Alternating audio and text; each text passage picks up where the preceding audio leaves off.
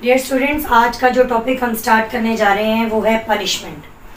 Punishment का role जो है वो आपकी जुडिशरी में बहुत ज़्यादा इम्पॉर्टेंट है कि जुडिशरी का काम ही है आपको जो है वो पेनलाइज करना, सज़ाएं देना।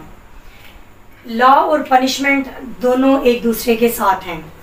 जब लॉ में किया जाता है तो उसके साथ पनिशमेंट्स ज़रूर बताई जाती हैं कि अगर आप वो लॉ पूरा नहीं करेंगे या आप वो लॉ जो है उस पर अमल नहीं करेंगे, इम्प्लीमेंटेशन नहीं होगी, तो उस बंदे को पेनलाइज किया जाएगा, उसको सज़ा दी जाएगी। यहाँ पर जो हम बात करेंगे आज पनिशमेंट से रिलेटेड बात करेंगे। आपके जो है वो पार्ट 1 से लेके पार्ट 5 तक जो है पनिशमेंट्स का कोई ना कोई क्वेश्चन, कोई ना कोई बात आपको जो है वो बार बार किसी न किसी क्वेश्चन के हवाले से ज़रूर पूछी जाएगी। ना भी पूछी जाए तो आप लोगों को ये पता होना चाहिए कि पनिशमेंट्स क्या हैं।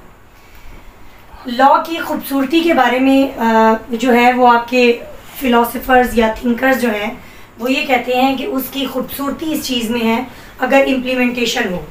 आप अपने मुल्क की तरफ अगर देखें तो आपको पता चलेगा कि हमारे मुल्क में लॉ तो ज़रूर हैं बट इम्प्लीमेंटेशन ऑफ लॉ नहीं है।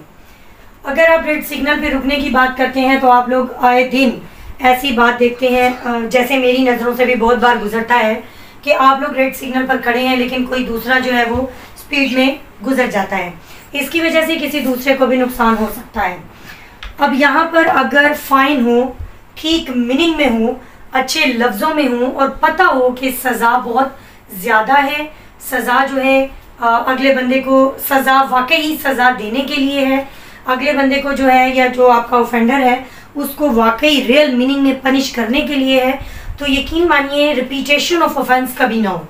आप बाहर के ममालिक में देख लें, चाहे वो अरब एमिरेट्स हैं या आपके अरब ममालिक हैं या आपके जो हैं वो इंग्लिश कंट्रीज़ हैं, आप जहाँ मर्ज़ी देख लें इम्प्लीमेंटेशन ऑफ लॉ बहुत ज़रूरी है और वहाँ पर है। आप वहाँ पर किसी दूसरे मुल्क में जाते हैं, अगर वहाँ आप सिग्नल जो है वो ब्रेक करते हैं या ब्रीच ऑफ ड्यूटी करते हैं तो आपको भी पता है आपको फौरी तौर पर फ़ाइन पे करना पड़ता है और वहाँ ये रेफरेंस जो है चाचू मामू वाला वो काम नहीं आता और इसलिए वो वाला बंदा जो है बहुत डरता है। यहाँ पर हर बंदे को पता है कि नॉर्मल फ़ाइन है, हम पे कर सकते हैं, कोई 2-4 तरले भी डाल लें तो बात जो है वो ख़त्म हो जाएगी। तो इम्प्लीमेंटेशन ऑफ लॉ नहीं है। जबकि अगर इम्प्लीमेंटेशन लॉ तब होगा जब आप किसी दूसरे बंदे को पेनलाइज करें, सज़ा दें, उसको पता चले। लेकिन हमारे मुल्क में बहुत सी लॉज हैं जिन पनिशमेंट्स के बारे में बताया गया। बहुत से लॉज ऐसे हैं जिनमें साथ ही जो है उसकी पनिशमेंट्स बता दी गई, बहुत से ऐसे हैं जिनको अलग बताया गया। लाइक आपका पाकिस्तान पीनल कोड जो आपका सब्सटेंटिव लॉ है, अगर आप कोई गलत काम करते हैं लाइक वो ज़िम्मे में आता है आपके ऑफेंस के, तो आप उसको क्राइम या ऑफेंस, तो आप उसको क्या कहते हैं कि उसकी सज़ाएँ पाकिस्तान पीनल कोड में लिख दी गई हैं।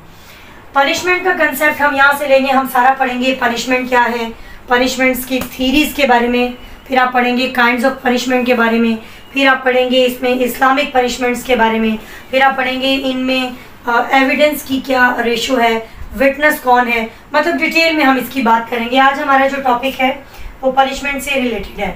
पनिशमेंट का मतलब है पीनल, सज़ा, पेनल्टी, सज़ा देना, टू पनिश, सज़ा करना।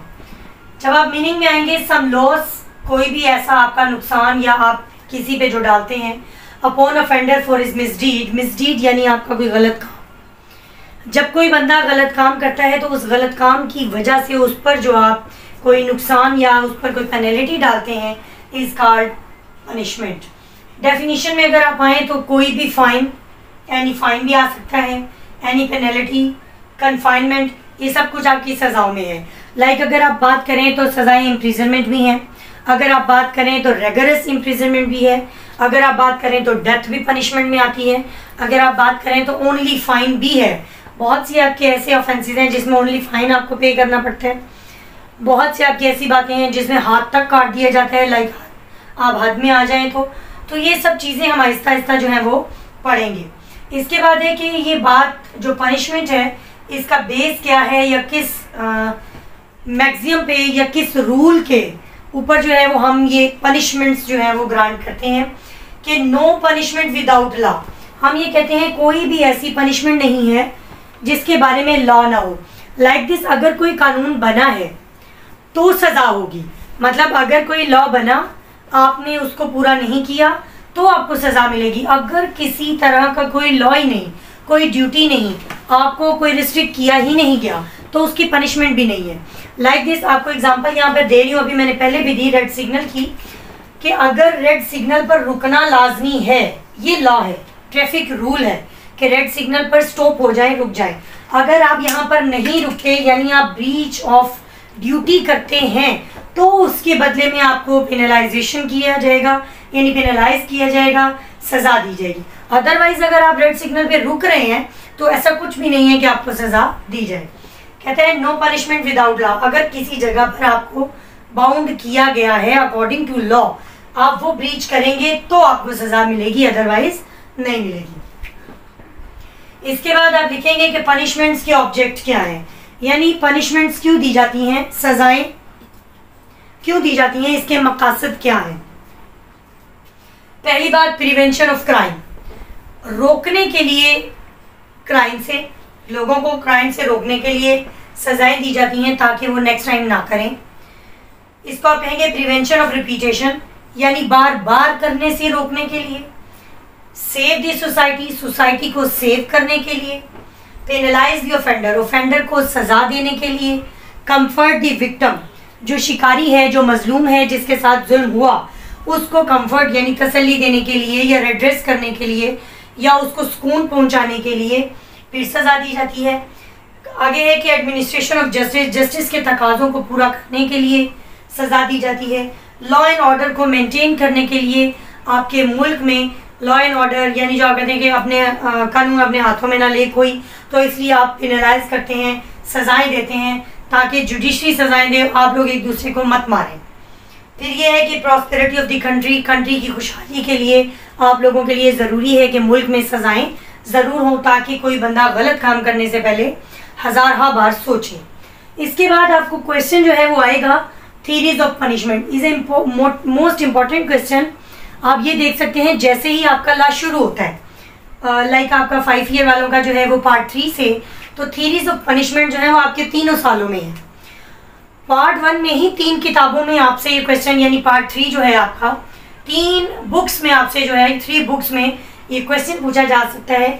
एक थीरीज ऑफ पनिशमेंट जो है आपका इस्लामिक ज्यूरिस में पूछा जा सकता है, इंग्लिश ज्यूरिस्प्रूडेंस में पूछा जा सकता है, क्रिमिनोलॉजी यानी पीपीसी की जो आपका क्रिमिनल लॉ का पेपर होगा, उसमें जो क्रिमिनोलॉजी का पोर्शन है उसमें आपसे थीरीज ऑफ पनिशमेंट पूछा जा सकता है। आप यहाँ से अंदाज़ा लगा सकते हैं कि कितना ये इंपॉर्टेंट क्वेश्चन है आपके लॉ के रेफरेंस से। इसके बाद कहते हैं थीरीज का मतलब होता है आइडिया।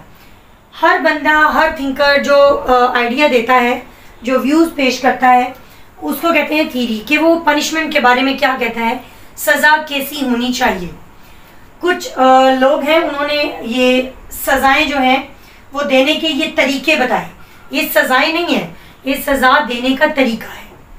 एक है रेट्रिब्यूटिव, रिफॉर्मेटिव, डेटर्न, कंपनसेटरी, प्रिवेंटिव, एक्सपिएटरी, या इसको आप एक्सपिएटिव भी बोलते हैं, रिनंसिएटरी। ये ऐसी आपके तरीके हैं जिनके ज़रिए आप जो है वो पनिशमेंट ग्रांट कर सकते हैं, किसी बंदे को सज़ा दे सकते हैं, ताकि नेक्स्ट टाइम वो जो है वो काम करने से रुका रहे। थीरीज में हमेशा याद रखिएगा, जहाँ जहाँ आपकी थीरी होगी वहीं उस थीरी को किसी दूसरे बंदे ने क्रिटिसाइज भी किया होगा। तो ये जो आज का हमारा टॉपिक था उसमें हमने सिर्फ इतनी बात की। नेक्स्ट टॉपिक में हम इन्हीं थीरीज को ज़रा डिटेल में पढ़ेंगे कि किस तरह से इनको आप एलेबोरेट कर सकते हैं अगर आपको ये पेपर में क्वेश्चन आ जाए तो।